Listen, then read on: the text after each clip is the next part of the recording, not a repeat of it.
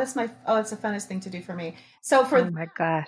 so I don't know if when he told them to do this, because remember he had just simply said when I come back from Oklahoma City. So I don't know if when he came back is when he told them, okay, here's the plan. How long was this drive? Like how long was he supposed to be gone? They didn't say. He just said, I'm going to Oklahoma City, and when I return, she better be dead. Apparently she wasn't dead. Well, actually, let's get into that. So Sherry testified that he told her to take, his sister, as you know, Judy, to look at houses, right? And then to shoot Judy from behind when they got to the empty house. Okay, those were his instructions. It's like, let me just leave them to do the dirty work. Yeah, but they had the opportunity to, I don't know, open their mouths and say no. I don't know. Yeah, hello. Or how about run away? You're going to Oklahoma City. It doesn't matter if it's 20 minutes away. Yeah, you had that opportunity to pack up his sister and everybody and be like, "Well, let's go. Whoever Yeah, wants to stay, you stay. I'm out." exactly, exactly. So the next morning on September 5th, Cummings had actually left early. Oh, here it was. He left to drive his father to the hospital. That's why he was going to Oklahoma City. Because his father, as you remember, he was ailing, he was sick, but he actually was dying from cancer. And Right. maybe things took a turn is what I'm assuming, something like that. And so anyway, that morning, Sherry, wife number two, Sherry took Judy. Sherry took Judy to look at the houses, but she didn't want to shoot Judy while they were looking at the houses. I mean, my God, you think? I mean, how about So not wanting to shoot Judy? at all. Period. Right, That right, right. that sounds better to me. Yeah, I agree. Absolutely. So when they had finished looking at the houses, so then Sherry and Judy returned, back to their own residence, right? And then so Sherry and Judy, listen to this. Sherry, Judy, and Juanita. Juanita is the second, well, the first wife. Sherry's the second wife. Judy is the sister-in-law. They watch TV with the kids in the house with the Wow. kids. Yes, yes. Wow. So now the kids are Deborah and Robbie. So Deborah and Robbie were watching television with their parents and their mom and all that. Well, their parents and their auntie. And then I guess they told them, "Hey, Deborah and Robbie, why don't you guys take Melissa outside? Get it? Because Melissa's the niece, the 11-year-old niece that unfortunately is the second victim. Okay, so when Judy indicated that she was ready to leave, Sherry went to the bathroom and she's like, okay, let me see. What am I going to do? So while she was gone, she heard 5 gunshots. So Sherry went into the bathroom. Judy said she wanted to leave. Sherry goes to the bathroom and then there's 5 gunshots that are heard. When she returns to the living room, she saw Judy sitting on the couch slumped over. Is that Okay. crazy or what? Right? It's like she So it didn't was the tell her other sister. wife? Yeah, so exactly. So my point is I'm going to let you guys know what their convictions were in a moment, but the point is, I could kind of see why one did get a little bit more time than the other one, but technically the whole plan was all three of you because once you're conspiring, you're just as guilty. Yeah. So, and then she didn't tell her sister, well, she's a sister wife. She didn't tell her what she was doing. She just came back. She's like, okay, I'm going to the bathroom. She heard the gunshots. Her sister does. And then, why do I keep calling her? I want to say sister wife. The other wife does. When she returns back, it's obvious that Judy's dead. She slumped over on the couch. So now Juanita, the main wife, she told, what she did was she told him that she had killed Judy. She said, oh, I killed her. No kidding. We know that. We can see that. So the three of them, what they did was they retrieved Judy's body from the cellar. Okay. And then they pulled her to the truck once again. Probably not an easy thing to do for two smaller women. So now Cummings, the when the husband came back, he goes to the house and then because by this time I guess he's obviously returning. So he went to the house and he got something white that he wrapped around Judy. So he's involved here too, you know. So then after that, Judy and Sherry followed in the car. Their husband was ahead of them. Juanita stayed at the house though.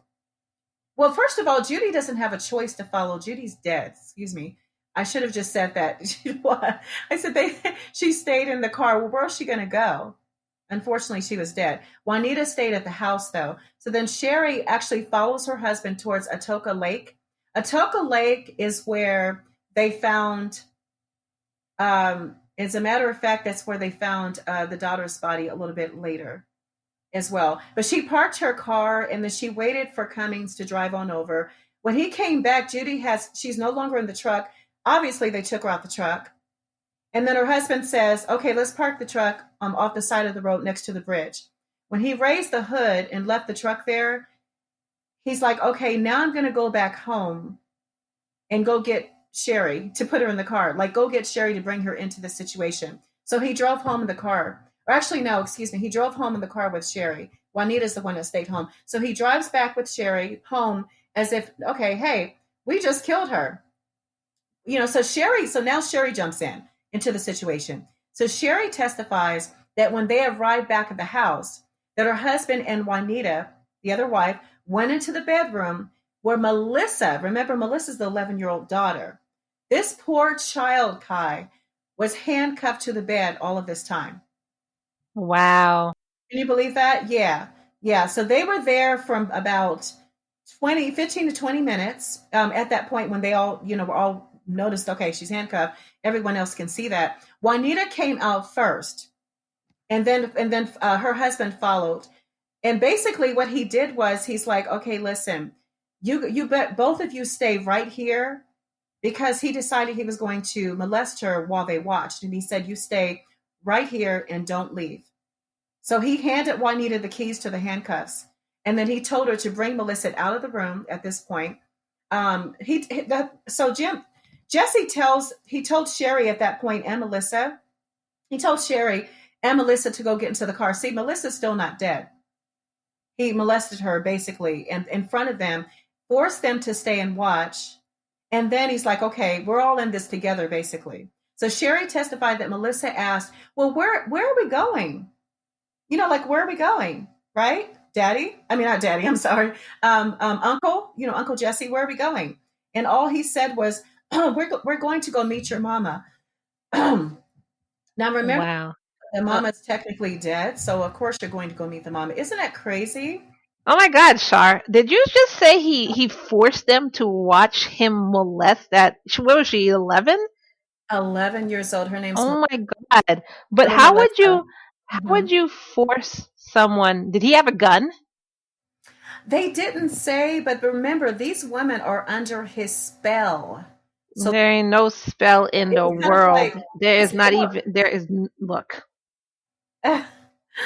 Oh, it's so sad. Look at Stockholm syndrome. It's very similar to that, except a volunteer prisoner. Can you say that if you're in this type of a marriage? So it's like I hear what you're saying.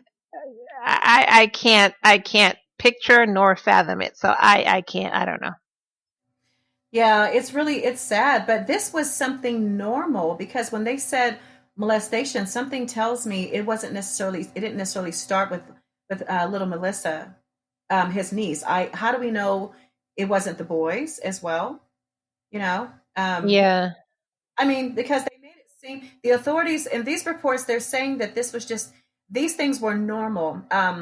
Incest, rape, violence. It's just normal in their household. So therefore, why would they question or try to talk any sense into their husband when they were used to him being this heinous and this toxic? This is not it's like no one even said anything. Juanita didn't come forward for years, remember, to even explain what really happened. Yeah. So it's not like anybody has a lot of integrity in the household. Later on, she did. She said she couldn't deal with the fact that, it's a child. How could you do this to a child? But you stood right there and watched I was about to say, you're acting like you just walked into the house and found it and then you called the police immediately. Right. You were there. Yeah, that's not what happened. You were there, lady, and you knew exactly what you were doing. To be honest, when I tell you, when I share with you guys what their sentences were, me personally, I don't think they were. The judge should have threw the book. is what my thoughts are. The book, the chair, his gavel, Look, his robe, yes, the the ground. bailiff. Here, take this. I won't need this anymore. I should have thrown I mean, everything at that person. everything. Yes, yes, yes. So now Cummings was convicted of both murder. Now this is interesting. This is our justice system in the United States. Cummings was convicted of both murders in 1996, but the conviction for his sister's death, okay, Judy, we know who Judy is by now, was thrown out by the Oklahoma Court of Appeals, of Criminal Appeals, in 1998 because of the testimony of accomplices that leaked him to the killing.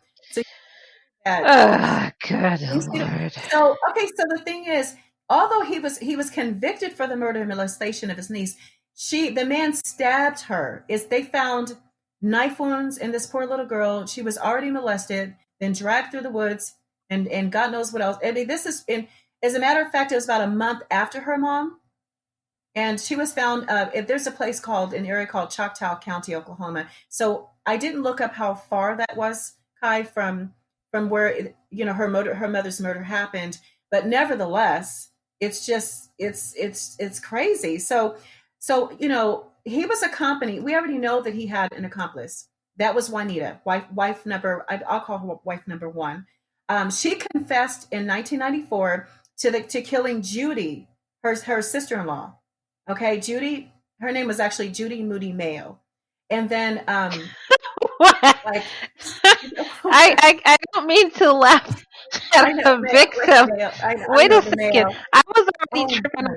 I was already tripping off of Judy Moody because that's like a book from Judy Blume. Yes, So I was I remember already Judy Blume. Yes, I was I already love tripping off Judy of Blume's Judy work. Moody, but Yeah, then I know. what was it? Judy Moody what? Judy, Mayo is in mayonnaise Judy and Moody mayonnaise. Mayo. Good Yes. Lord. Would you like That mayo with is that? Would you like that mayo with is that burger? a Or name. That's an yes, that's a name amazing for you. name. That's a Wow. name Okay. for you. Yes, I'm so, it was. I'm I'm sorry, but sorry. I no, honestly. So to our listeners, there's a lot of research that goes into these stories, as Kai did mention earlier, and it's interesting. It's very intriguing. It's challenging. It's a little overwhelming sometimes. Even some of the information that you need to retain, as well as what's really happening in front of your eyes. You're going, this happened, and that. Oh my God, no, he didn't. So there's a lot there. But I have to say, when I was reading this story and doing all the research, when I saw their name, I thought, oh my God, because I literally thought of a hamburger. Because again, even today, when I was just going over my last notes, I'm so hungry. And I'm like, mayonnaise? Okay. So yeah, but so Judy Moody Mayo, that's his sister. I don't know how she's a half sister, but it's his half sister. So Juanita testified in court that basically she said the same thing that we talked about, that her husband would kill her son if she did not murder his sister. Which I still am not understanding all of this. What in the world? So then now let's what I also wanted to talk about something else just briefly here before we wrap up their actual convictions. Okay, so I'm trying to understand. I can't believe there's more, but okay. I mean, no, there's not. I mean, there's not more in the way of the content, but to me, it's just like I don't understand. I guess I just want there to be a motive. But anyway, here's something very interesting though. Okay.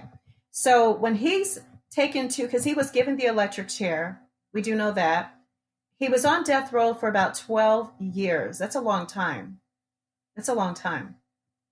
And so he says, this is so crazy. It's like, how do you even have, when they ask, I guess, how you have the last meal. Okay, we talked about last meals, but I guess you have your last words, and so last words were, I love my wife, I love my family, and like, yeah, like, I love my children. These were exactly his words. He's like, I love my family, I love my children, I love my gorgeous angel.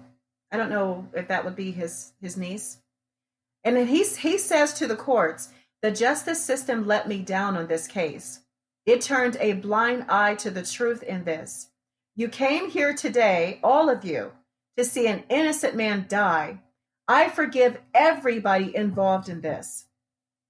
And once again, he tells the court, he insisted that he was the victim